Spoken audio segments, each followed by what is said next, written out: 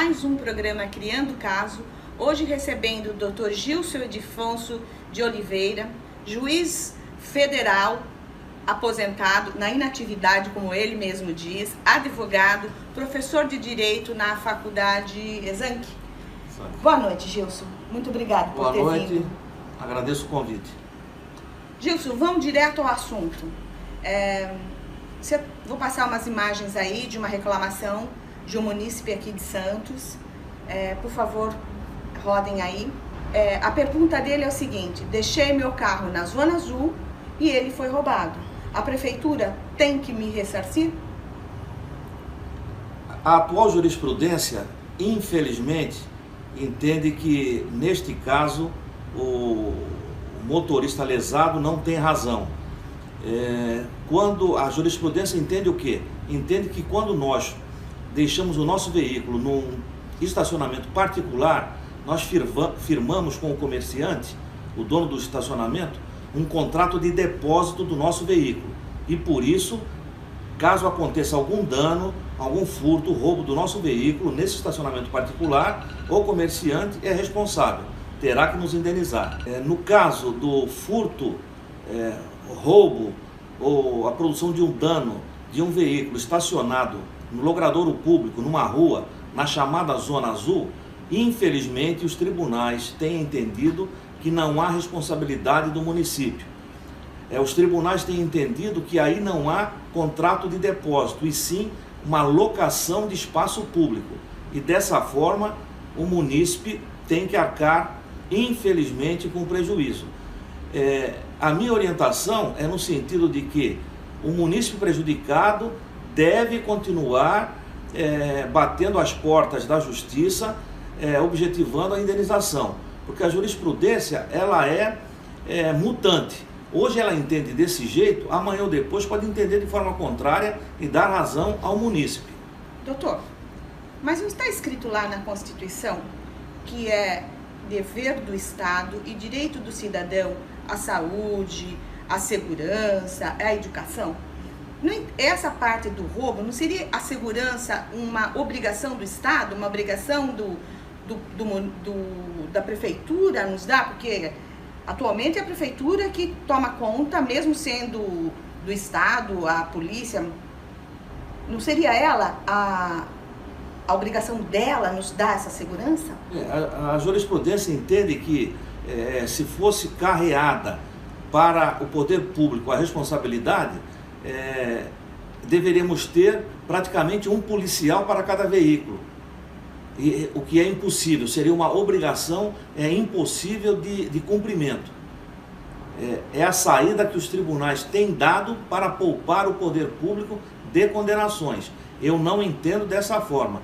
Eu entendo que há responsabilidade do poder público, no caso do município, que é o criador da Zona Azul, que ele deve criar condições de vigilância através de câmeras. Ele deve, se for o caso, firmar contratos de seguro com seguradoras, mas não deixar que o munícipe lesado seja prejudicado e arque com prejuízo isoladamente. Eu entendo que a jurisprudência, com o passar do tempo, vai mudar de lado, vai dar razão aos munícipes. Doutor, aproveitando que o senhor é um juiz do trabalho, foi um juiz do trabalho, hoje na inatividade, o que o senhor pode me dizer sobre essa mudança na lei do trabalho, esse negócio de estar querendo acabar com o juiz do trabalho, com a justiça trabalhista? É um absurdo essa ideia de se acabar com o judiciário trabalhista. De tempos em tempos, o Executivo Federal se volta contra a Justiça do Trabalho, não se sabe o porquê, ou não se quer dizer o porquê.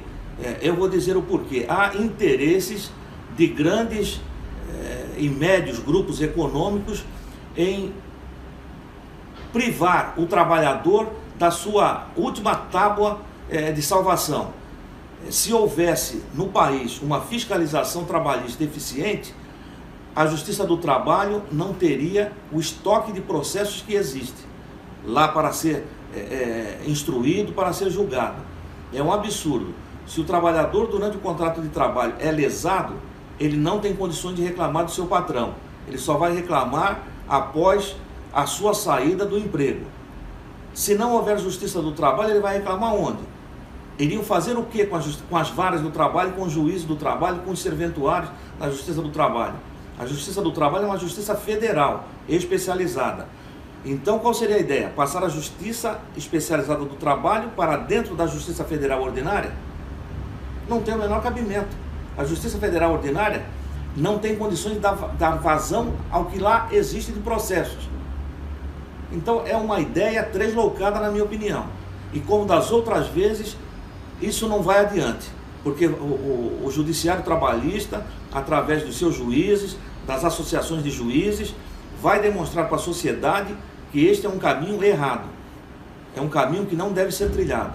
A justiça do trabalho é eficiente, a justiça do trabalho é superavitária, que com as condenações que impõe ou com os acordos que são feitos lá na justiça do trabalho, existem recolhimentos do imposto de renda e de contribuições previdenciárias e de custas federais que somadas bastam com sobra para pagar todo o gasto com a estrutura do judiciário trabalhista.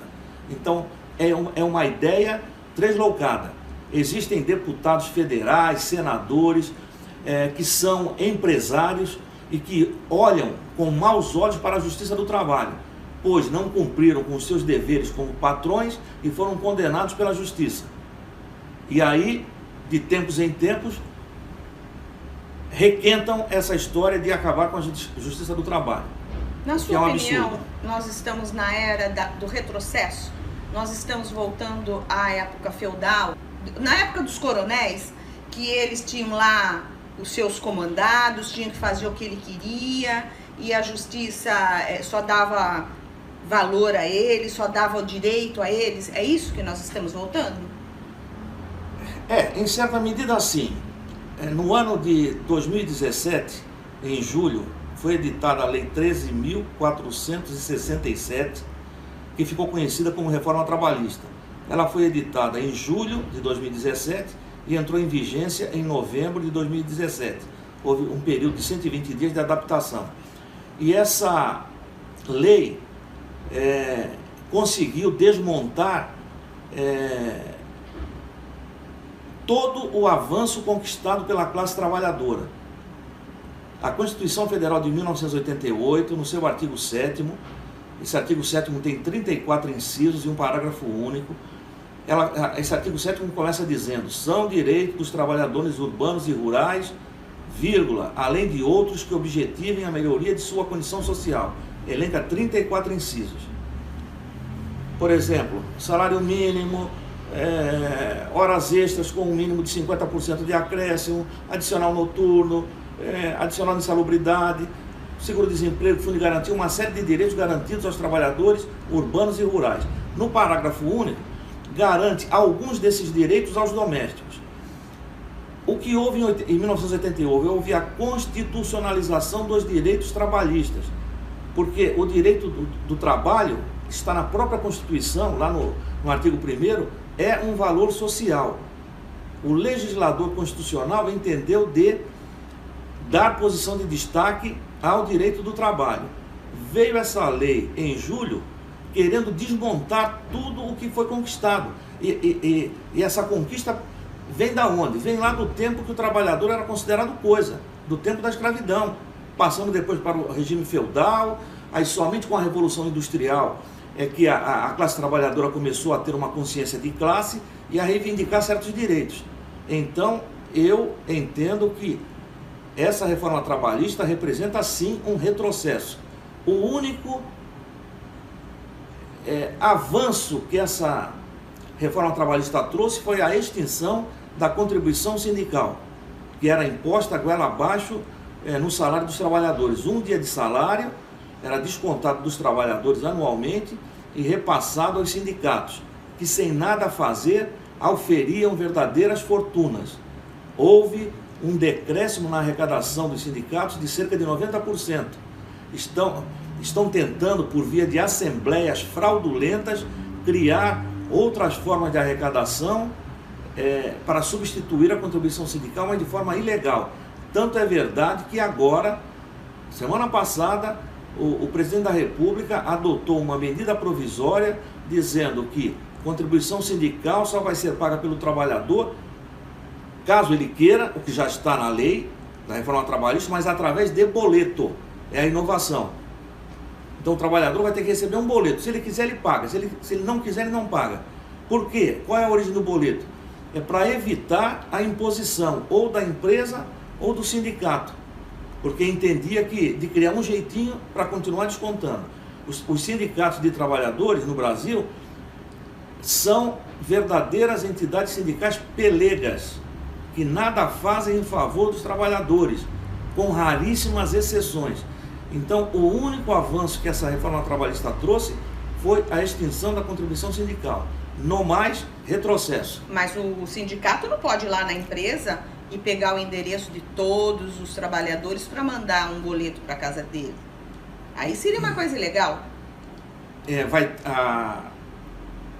O sindicato, caso queira cobrar, vai ter que mandar um boleto ou para o local de trabalho ou para a residência do trabalhador. Eu entendo que do ponto de vista prático ficará mais fácil mandar para a empresa e a empresa fazer a entrega para cada trabalhador. Entendi.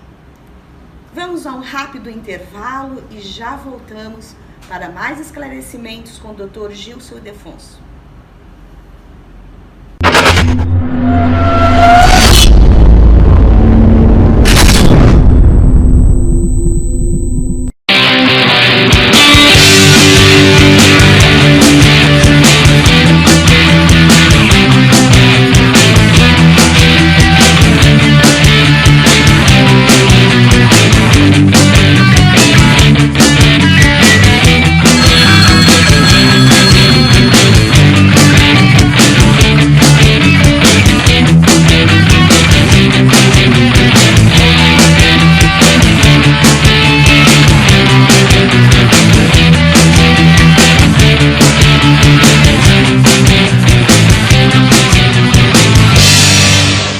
Hot Water, esperta como você. Loja no Praia Mar Shopping.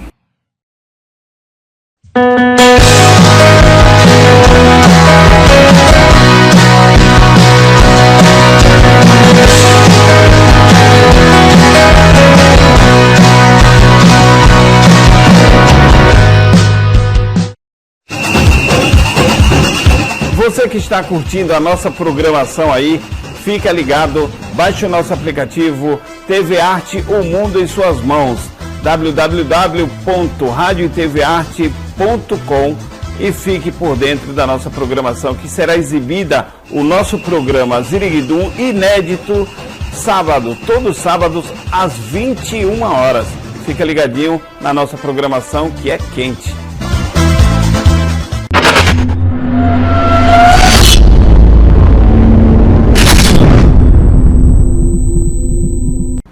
De volta. Agora, no segundo bloco, vamos discutir aqui com o Dr. Gilson o caso da Previdência Social. Qual é a sua opinião com toda essa pataquada que está saindo aí para a reforma da Previdência? Veja só, a reforma da Previdência é uma necessidade. O país está gastando uma boa parcela da sua receita com o pagamento dos benefícios previdenciários e se não tomar uma atitude, daqui a pouco os aposentados não vão receber, como já aconteceu em alguns países. A Grécia é um desses exemplos. Então eu entendo que a reforma da Previdência deve acontecer. Eu só não sei se dessa forma que foi proposta. Foi apresentado um projeto, né, que eles estão chamando o governo federal de Nova Previdência, um marketing aí em cima, né, dessa medida, e agora vamos ver o que o Congresso Nacional vai fazer, que uma coisa é a proposta, outra coisa é o que vai ser aprovado. Então eu entendo que tem que ser feito algo, limites mínimos para a aposentadoria devem existir. O que eu gostaria, a minha reforma ideal seria aquela que acaba com privilégios do judiciário, e minha origem é o judiciário, e o legislativo e o executivo, aquelas altas aposentadorias que não tem razão de ser. Então, lá do outro lado, benefícios previdenciários mínimos, que mal dão para manter a sobrevivência do segurado. E de outro lado, benefícios estratosféricos. Isso está completamente errado. Eu acho que tem que se estabelecer tetos. Quem quer ganhar mais, que contribua mais, que contrate previdência privada. Do jeito que está, não dá. Então é a minha primeira visão a respeito dessa chamada nova previdência. Outra coisa que também eu posso criticar é que eu entendo que quem vai acabar ganhando são os bancos, porque vai ter essa figura aí da capitalização, né, dos interessados verterem uma importância mensal para esses fundos de capitalização. Então, mais uma vez, quem vai sair ganhando parece que são os bancos. Então, essa proposta que está no Congresso, eu acho que deve ser estudada pelos especialistas, pelos juristas, pelos políticos bem intencionados, de uma forma bem minuciosa, para que não se fira, uma vez mais, o mais necessitado. Na minha opinião, você, eu, ele, nós deveríamos ir atrás daqueles que nós votamos, cobrar deles, porque eles estão lá nos representando e não representando eles ou o capitalismo que está aí. Mudando de assunto, eu vi pelas redes sociais, pela televisão, pela mídia, que o nosso presidente esteve numa solenidade lá no Rio de Janeiro, da Marinha, e soltou uma frase assim: liberdade e democracia quando as Forças Armadas querem. O senhor concorda com isso?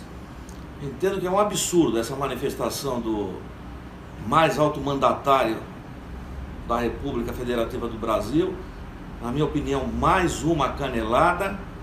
Dá a impressão que a Dilma, do ponto de vista mental, está se apoderando das ideias dele, no sentido de forma de expressão, porque eu não quero crer que ele tenha dito isso, que a liberdade e a democracia dependem do que querem as Forças Armadas. Está na Constituição, ainda não foi rasgada. Todo o poder emana do povo e em seu nome deve ser exercido. Ou seja, se o povo quer democracia, tem que existir democracia. As Forças Armadas queiram ou não. É um contrassenso. Ele recebeu aqui o Juan Guaidó, que está lutando justamente contra um regime onde não há liberdade e onde não há democracia. E ele deu apoio ao Juan Guaidó. Por quê? O povo é contra o regime que está lá instalado. E como agora ele diz o que as Forças Armadas querem é o que deve prevalecer, é o que o povo quer. E o povo aqui no Brasil está mais do que provado que quer liberdade e que quer democracia em seu favor, em favor da coletividade, em favor do povo. As Forças Armadas representam apenas uma fração do povo. Como tem o legislativo, tem o judiciário, tem lá os empresários. Então é um tremendo absurdo. Como diria vulgarmente, a cada enxadada uma minhoca, a cada manifestação do presidente uma canelada.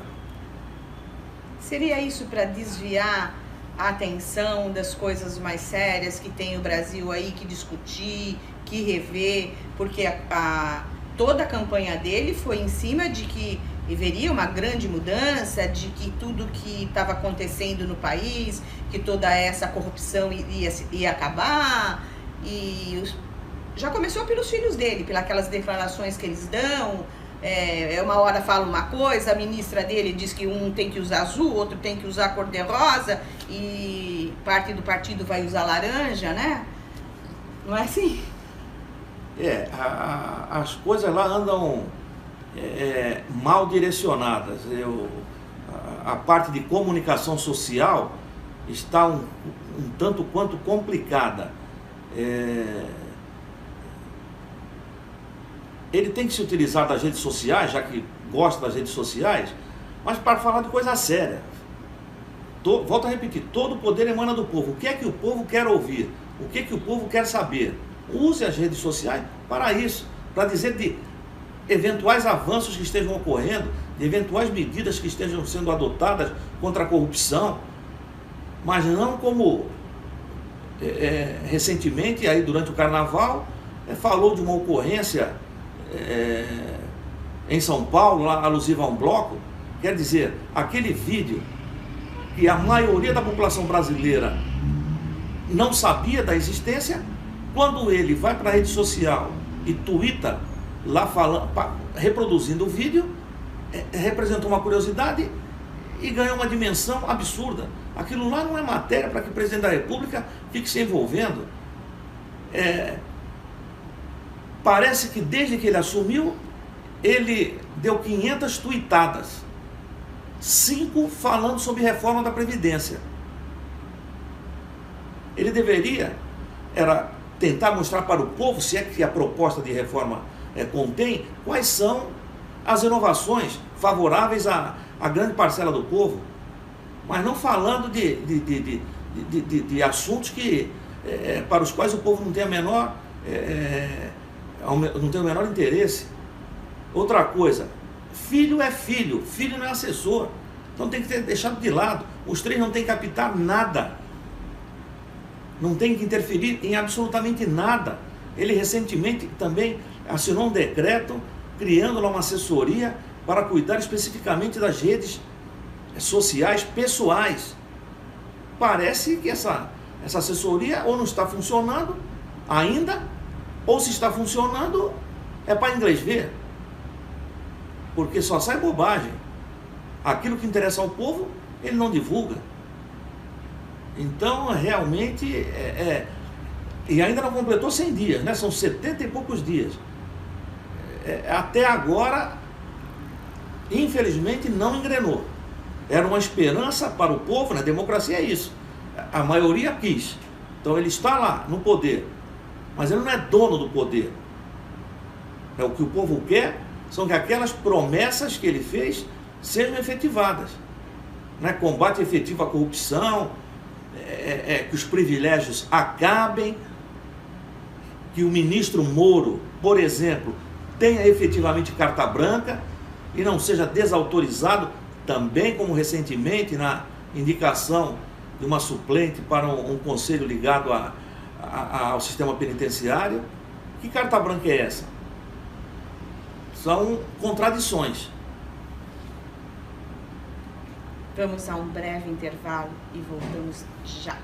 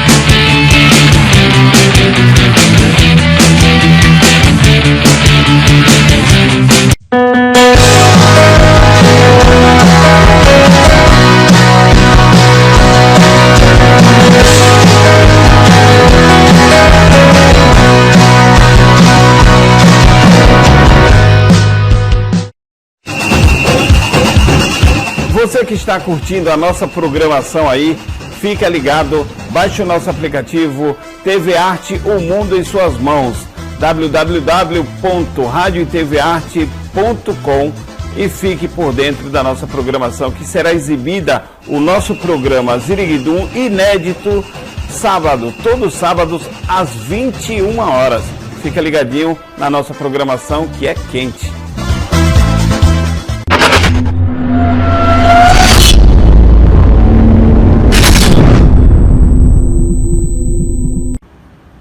terceiro bloco, gostaria de tratar com o senhor, Dr. Gilson, um problema que está meio obscuro por enquanto com a população aqui de Santos. Ano passado foi assinado um ajustamento de conduta entre a Codesp e a Prefeitura a respeito dos armazéns lá do Porto. Nesse ajustamento estava certo que 120 dias da data da assinatura começariam as obras para uma definição turística. Eles iam transformar o porto em turismo, ia ter restaurantes, tipo Porto Madeiro. E agora, de uma hora para outra, sumiu esse ajustamento e a Codesp quer dar uma outra destinação, movimentação de carga. O senhor está sabendo disso? Estou sabendo, e é um retrocesso.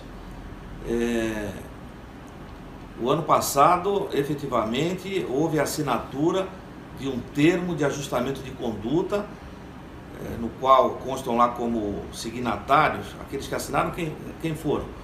Prefeitura Municipal de Santos e Companhia Docas do Estado de São Paulo, a Codesp, e o Ministério Público como interveniente. Neste termo de ajustamento de conduta ficou deliberado que 120 dias após a assinatura, as obras começariam lá naqueles armazéns no Valongo, ali para a população imaginar, ter em mente onde ali atrás da Bolsa do Café. Então tem vários armazéns ali praticamente destruídos, com os telhados lá para cair, são ninhos de pombos, um abandono completo. Cilindros de gás que foram descobertos, também, ali perto.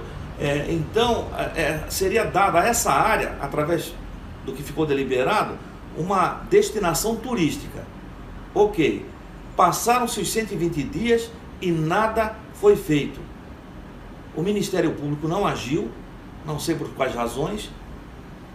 A Prefeitura de Santos, por sua vez, também não adotou medida nenhuma, e muito menos a Codesp. Aliás, a Codesp a gente até entende, porque o presidente da ocasião foi preso, não é? Então, ele deveria estar preocupado com outros assuntos, não é? E não imaginando em dar uma contribuição aí à população local. O atual presidente da Codesp chega trazendo uma novidade, dizendo que não sabe da existência de nenhum termo de ajustamento de conduta, que lá nos arquivos da Codesp não tem esse documento. Ora, se não tem esse documento, a Prefeitura deve ter, o Ministério Público deve ter. É fácil, é mandar o estafeta ir lá buscar. Uma cópia não precisa nem mandar o estafeta. É só solicitar que pelos meios eletrônicos aí modernos ele recebe no gabinete dele. Então ele quer, esse atual presidente,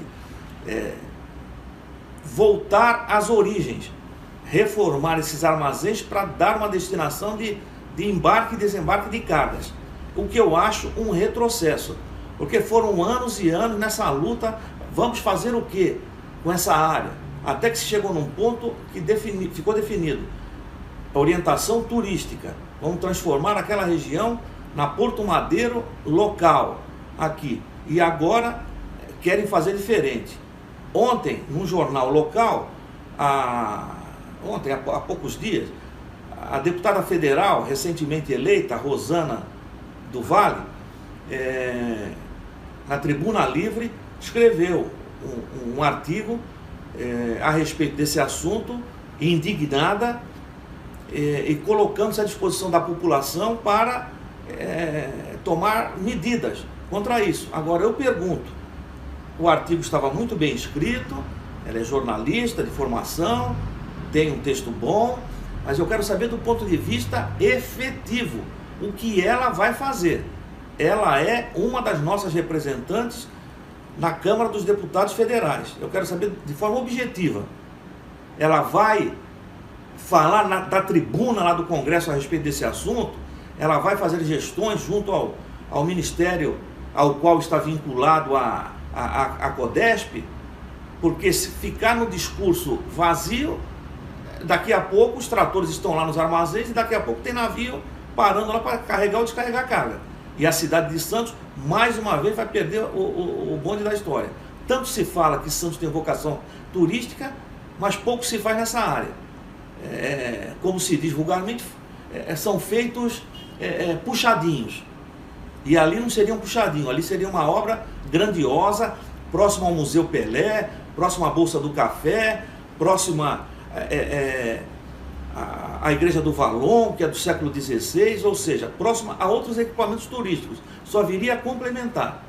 Ajudaria também na revitalização do centro, Sim. Né? Que é um centro histórico, muito bonito e largado. Sim. Né? Sim. Completamente largado. Se Absurdo. você deixar para ir lá depois das 6h30, 7 horas da noite, aquilo lá virou um verdadeiro prostíbulo. Tem lá até crianças se prostituindo e ninguém faz nada. Ninguém toma atitude nenhuma.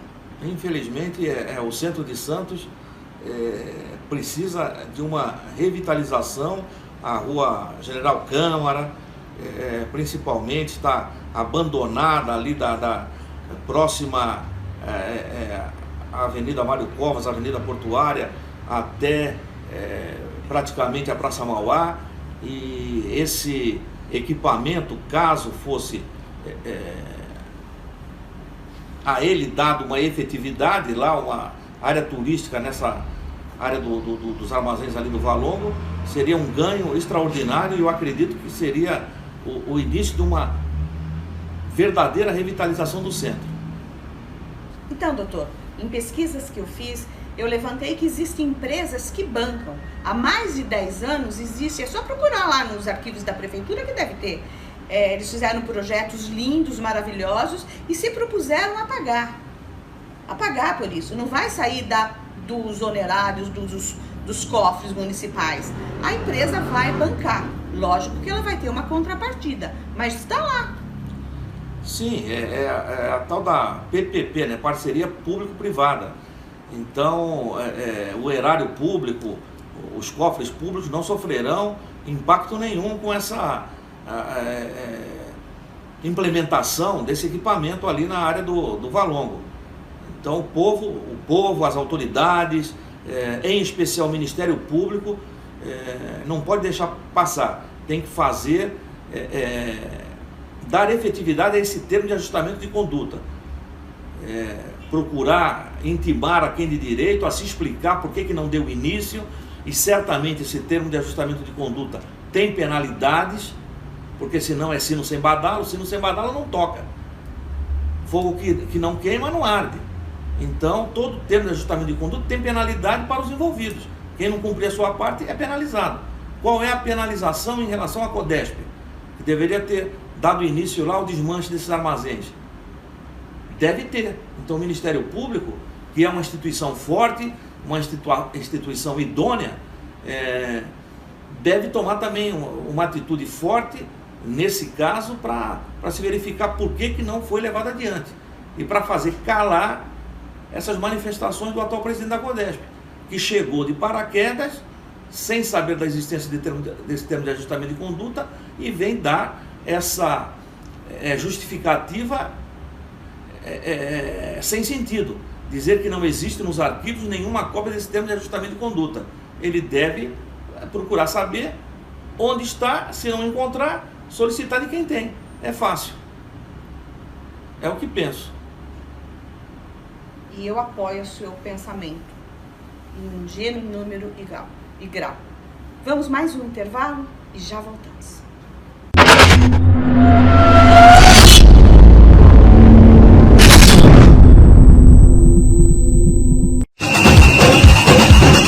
Você que está curtindo a nossa programação aí, fica ligado, baixe o nosso aplicativo TV Arte, o mundo em suas mãos, www.radiotvarte.com, e fique por dentro da nossa programação, que será exibida o nosso programa Ziriguidum inédito sábado, todos os sábados às 21 horas. Fica ligadinho na nossa programação, que é quente.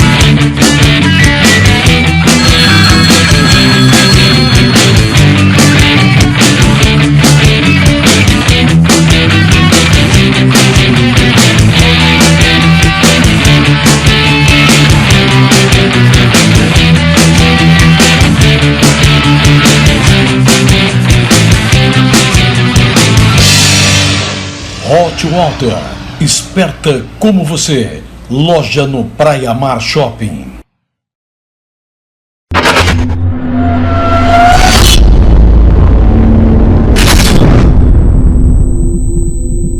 Voltando para o quarto e último bloco do nosso Criando Caso, doutor, o senhor como morador da Ponta da Praia, está sabendo desse novo projeto da prefeitura? Explicaram direito para o senhor o que vai acontecer ali? Eu sou morador da Ponta da Praia, mas eu sou ex-morador da Zona Noroeste. Eu morei cerca de 22 anos na Zona Noroeste. E até hoje, os problemas da Zona Noroeste não foram resolvidos, em especial aqueles relativos às enchentes. Então a prioridade não seria a Ponta da Praia, onde eu atualmente resido e sou domiciliado. E a crítica que eu faço a esse projeto envolvendo a Ponta da Praia é que não há até agora a devida transparência. Se sabe por ouvir dizer, se sabe de forma genérica que serão feitas mudanças, por exemplo, no mercado de peixes, que sairá do local onde está, irá para um terreno ali perto, mas eu sei também que os atuais concessionários, lá, aqueles comerciantes que vendem os peixes no mercado de peixes, são contra. Levantaram já uma série de pontos negativos. Esses pontos negativos não foram explicados pelo Poder Público Municipal, ou seja, prefeito municipal. Outra coisa, vai ser criado, parece, um centro de convenções, que ficaria para a Prefeitura Municipal de Santos. Ora, a Prefeitura Municipal de Santos não consegue cuidar do Coliseu, não consegue cuidar do Teatro Guarani, não consegue cuidar do Teatro Municipal. Se nós formos ao Teatro Guarani, tem uma entre outras tantas, um vazamento, uma chamada pingueira, que é uma vergonha, próxima à lanchonete, que sai ano, entra ano e não dão cabo daquilo. O Coliseu, a calçada entre a Praça José Bonifácio e a Rua João Pessoa está interditada, porque os beirais podem cair, sem contar outros reparos que devem ser feitos nesse Teatro Coliseu. Então a Prefeitura não consegue dar conta dos seus equipamentos ligados à cultura. Vai querer tocar um centro de convenções? Vai ser outro elefante branco. Não tem condições, já se mostrou incompetente. Sadal Nakai, um vereador aqui local, já foi da base de apoio ao governo municipal, base de apoio ao atual prefeito. Não tem informações a respeito desse projeto relativo à Ponta da Praia. Está furioso com o prefeito e sua equipe, porque entende que merecia maiores considerações, que deveriam comparecer à Câmara Municipal e prestar os devidos esclarecimentos. Então está faltando transparência. E quando falta transparência, é claro que a orelha do munícipe fica em pé. A troco de que o particular vai investir, parece que 120 ou 140 milhões nessas obras. Por quê? Porque vai construir, parece que 1.170 apartamentos lá na Ponta da Praia. Qual é o impacto ambiental que a construção desses 1.170 apartamentos trará? Sombra, areação, a ventilação. Nada disso está suficientemente explicado. O Ministério Público, uma vez mais, pela sua Curadoria do Meio Ambiente e outras tantas, deveria também adotar as medidas pertinentes para saber qual é a real extensão desse projeto relativo à Ponta da Praia. Então, do jeito que está, sou contra esse projeto, por falta de informações. E não sou só eu que reclama por informações. Ministério Público, foi bom o senhor tocar no assunto. Eu acho que o Ministério Público aqui está deixando muito a desejar. Estou sabendo de um caso aí de pequenos comerciantes que estão tomando conta de uma nascente de um rio aqui próximo a Santos, Eles estão degradando o rio, jogando óleo de fritura e tudo sem ninguém tomar ciência de nada. Tem lá umas 5, 6 barraquinhas que se montam no final da semana e lá fica montado, e tem fritura, e tem locação de espaço na praia, e o rio está sendo degradado. Estamos de olho. Criando Caso fica por aqui e retorna na próxima semana. Dr. Gilson, muito obrigado pelos seus esclarecimentos. Agradeço o convite e me coloco à disposição para outras oportunidades. Obrigado.